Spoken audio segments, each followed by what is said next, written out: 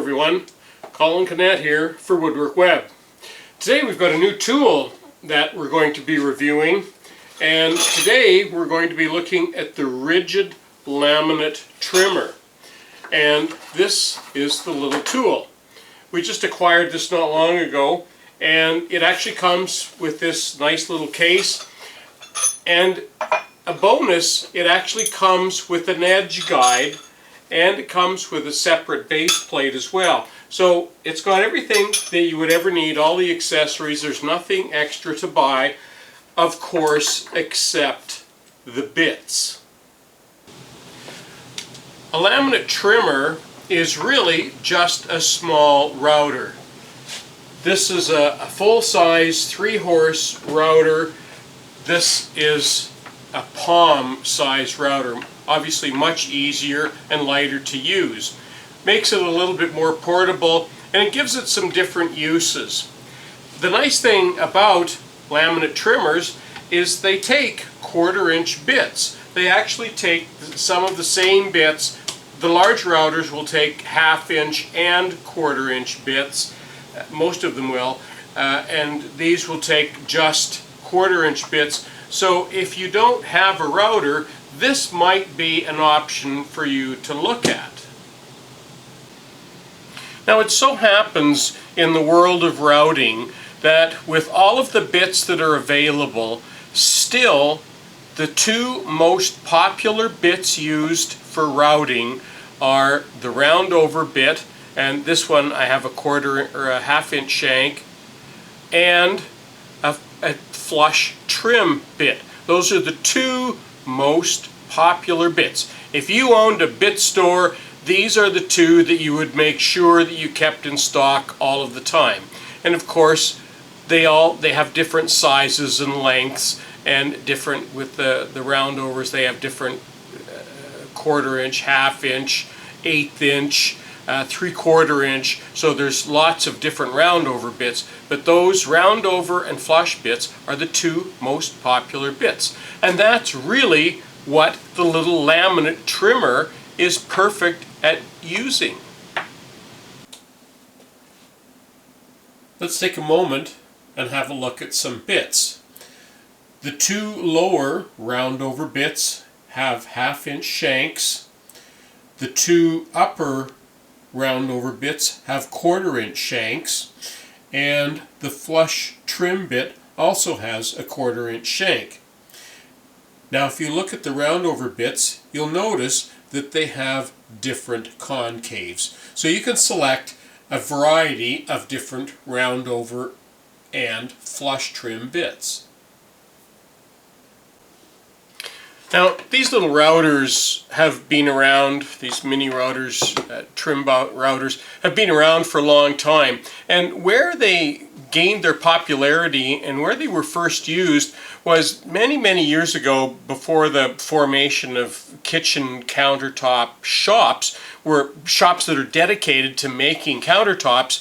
When you built a countertop, and to some degree they still do that today, you actually bought sheets of plastic or arborite, very thin sheets of arborite, and you used contact glue, and you would glue the arborite onto the base, and it would hang out on all of the sides, and you would use a little trim router like this to go all the way around the countertop and trim off that arborite so that it was actually flush all the way around. And that's where these gained popularity, because they were so light, easy to use, and you didn't need to pack around one of these big monsters here just for doing a little bit of laminate trimming.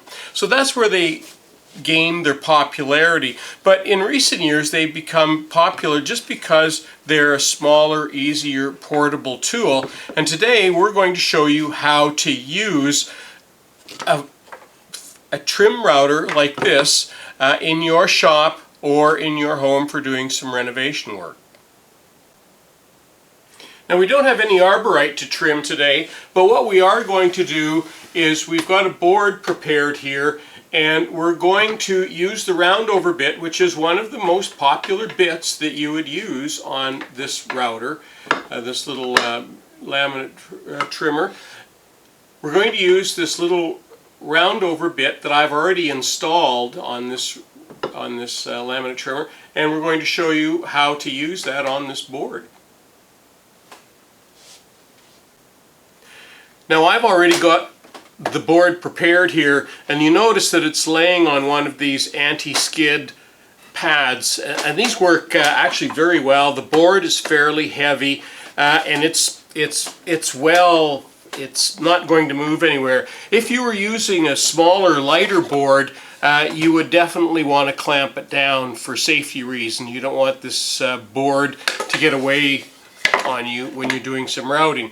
So we're going to route the edge of this, and there's a few things that you want to know about routing and about these little trimmers.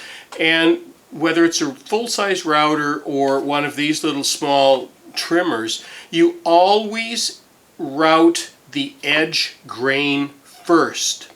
And the reason for that is when you route edge grain, there's always some tear out, either at the beginning and very often at the end. And if you route the edge grain first, then when you go and route the long grain second, you can actually take out that tear out so that it looks like it was never even there. So it actually fixes up the problem that you've created. If you don't do that, if you route the long grain first, then the edge grain, you run the risk of having tear out and no way of fixing it except to sand it down even more, and that's going to make it uneven. Now the other rule of routing that you always want to adhere to is that with a small portable router or with a full-size router, because of the rotation of the bit, you always want to go from left to right. And what that means is you want to route into the angle. The bit will run in this sort of an angle, and you want to run into it. If you run the other way, what happens is that the machine and the bit will tend to want to run down the board, and it will tend to skip. So it doesn't do as good a job. You can actually miss parts of routing, or you don't get routed. The board doesn't get routed properly if you go the other way. So it's imperative that you go from left to right as you're standing at the work. But we're going to do the edge grain first of all, and hopefully we'll be able to show you some tear out, and then we'll go back and fix that up. There, I've marked on the board as a reference for you that we're always going to work from left to right. So let's do the edge grain first of all.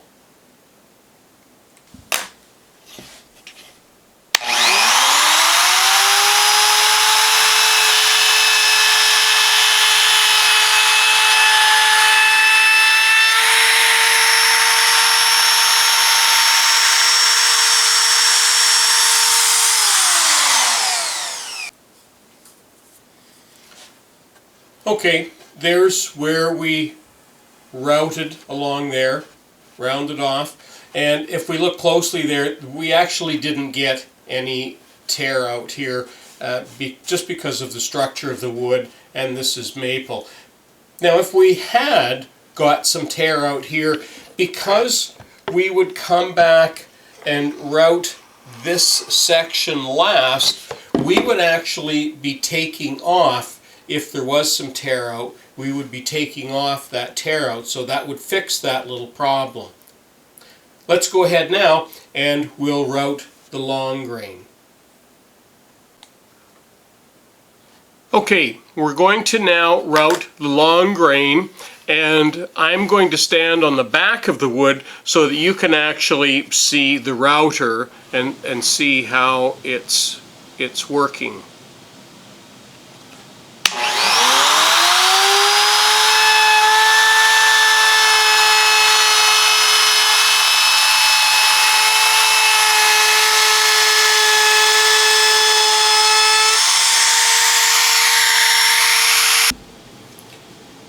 And there we go. We've just put a nice edge, a nice round over edge on this board. And there doesn't even feel like there needs to be any sanding. It did just a great job all the way along there. And there's the edge of the board where the cross grain we did first and the long grain we did second, and you can see how they meet, and you can see that transition there. That just needs to be hit with a little bit of sandpaper just to take that little bit off there, and that's normal. You would see that normally, that little edge, because of the transition there. And so that's the little Ridgid laminate trimmer. Very uncomplicated tool. Off and on switch at the top. You lift up and push down to turn it off. It has an adjustable, like all of them, it has an adjustable, you can adjust the bit to the base plate, and you simply do that by releasing that lock, and there's a little wheel there that allows you to move the bit back and forth on this base. Then you lock it down and you're ready to trim. To change the bits, there's a little lever that you push in here that locks the plate. Of course, you want to unplug it to do that. That locks the bit so that you can get the wrench in there to undo the plates. So, great little trimmer. I really like the way it feels in your hand. It actually conforms. It conforms nicely to your hand. So, nice little trimmer. Does a very good job. I'm surprised with the power that these have. And this one even has a variable speed, and that was one of the things that I looked at. A lot of people said that you don't really need variable speed in laminate trimmer, but I wanted to have that option, and that's what this little Ridgid gave me. I'm Colin Cadet for WoodWorkWeb. Thanks for watching.